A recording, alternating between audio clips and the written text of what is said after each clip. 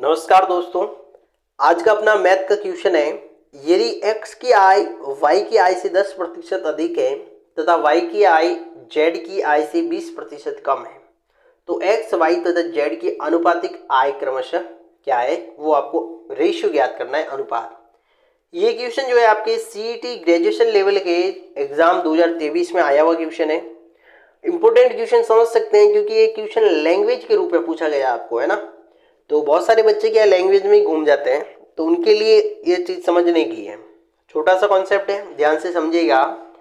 सबसे पहले आपको क्या करना है कि x, y और z तीन लोग हैं, लिख दो आप तीनों को।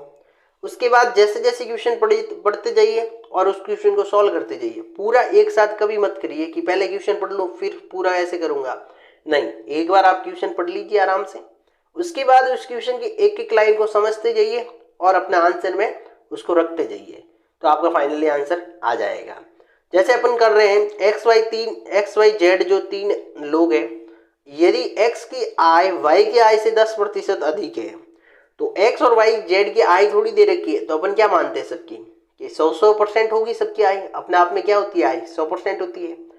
यहाँ पर अपन माना कि y की आय 100 हुई होगी, तो यहाँ पे x की आय 10% अधिक, यानी कि 100 में 10 जोड़ेंगे तो 110 हुई होगी। अगली लाइन है y की आय z की आय से 20% कम है। अब देखो z की आय अपने को क्या पता है, तो z की आय 100 तो है ही अपने आप में वो आय, लेकिन y की जो आय है वो इससे 20% कम है, तो 100 में से 20 कम कर दो तो हो जाएगा आपका 80 है y की आय। यहां तक आपके समझ में आ गया। अब देखिए यहाँ पे, अब इसमें जहां पर ये खाली दिख रहे हैं आपको कि जैसे z के नीचे खाली है, एक x के नीचे खाली है, यहाँ पर इनके पहले वाले या आगे वाला जो भी नंबर दे रखा है उसी को सेम आप भर देंगे, है ना। भर देंगे मतलब लिखना है आपको। जैसे यहाँ पे z में जो है 100 लिखेंगे और यहाँ पे x में y में 80 दे रखा है, तो x में भी आप 80 भर दीजिए पहले, कोई संख्या नहीं है तो। खाली आपको किसी को भी नहीं छोड़ना है ना, सबको भर के रखना है। अब आगे क्या करेंगे आप, अब इसमें देखिए हम करेंगे कि भाई ये तो बात आ गई समझ में अपने। अब सभी में क्या है, 0 0 कॉमन है, तो इनको हम कैंसिल कर देंगे क्योंकि सभी में ऊपर नीचे दोनों रेशियो में 2 2 0 कैंसिल हो रहे हैं, तो 2 2 0 अपन ने उड़ा दिए। अब और सॉल्व करने के लिए अपन क्या कर सकते हैं कि अब एक चीज का इसमें ध्यान रखें आप, जो भी विद्यार्थी देख रहे हैं, कि हर एक क्वेश्चन में ऐसे कैंसिल नहीं होती है, जीरो वगैरह जो भी रहता है। आप उसी क्वेश्चन में ऐसे जीरो को कैंसिल करेंगे जिसमें सभी में समान अंक जो कैंसिल हो रहे हो। जैसे यहाँ पर आप देख रहे हैं दोनों में 0 0 सब में दे रखे और 2 2 0 सबके कैंसिल हुए, इसलिए हमने उनको हटाया है यहाँ से। एक चीज ये जरूर से ध्यान रखें, नहीं तो आपका रेशियो बिगड़ जाएगा और क्वेश्चन का आंसर गलत आएगा। ओके, अब देखिए 8 में 2 का भाग दिया तो 4 आया, इस 8 में 2 का भाग दिया तो 4 आया, और इस 10 में 2 का भाग दिया तो 5 आया। अब देखो भाग भी तीनों में गया है, एक्स वाई जेड तीनों की संख्या में गया है, तभी ये रेशियो नहीं बिगड़ेगा। इस चीज का विशेष ध्यान रखना है। अब इसको अपन करते हैं आगे सॉल्व।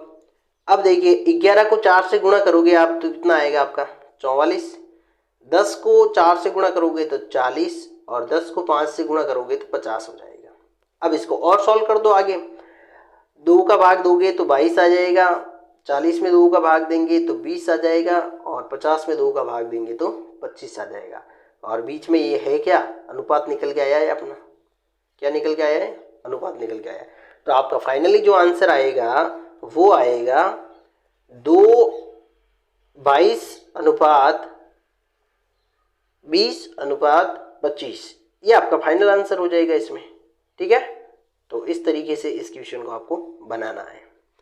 अब बहुत सारे बच्चे होंगे कि सर हमारे को आपने तो बिल्कुल शॉर्ट में समझाया, हमारे समझ में नहीं आया है, तो आप कमेंट करके जरूर बता दीजिएगा अगर आपके समझ में नहीं आया है और अनुपात को थोड़ा विस्तार से, रेशियो के क्वेश्चन जो आते हैं उनको थोड़ा विस्तार से पढ़ना चाहते हैं, तो कमेंट बॉक्स में कमेंट जरूर कर दीजिएगा।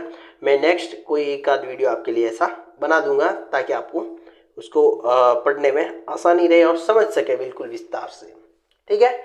तो इसी प्रकार हमसे जुड़े रहिए और जो डेली अपने यूट्यूब पे क्यूज आती है उसको जरूर सॉल्व करें। और उसका जो वीडियो सॉल्यूशन है वो मैं आपको डेली के डेली दे ही रहा हूँ, उसमें लिंक आता है सॉल्यूशन का, तो आप उसमें जाके उसका अगर आंसर आपको नहीं पता है तो आप देख लीजिए कैसे ज्ञात करते हैं। तो बिल्कुल व्यवस्थित तरीके से अपन पढ़ रहे हैं।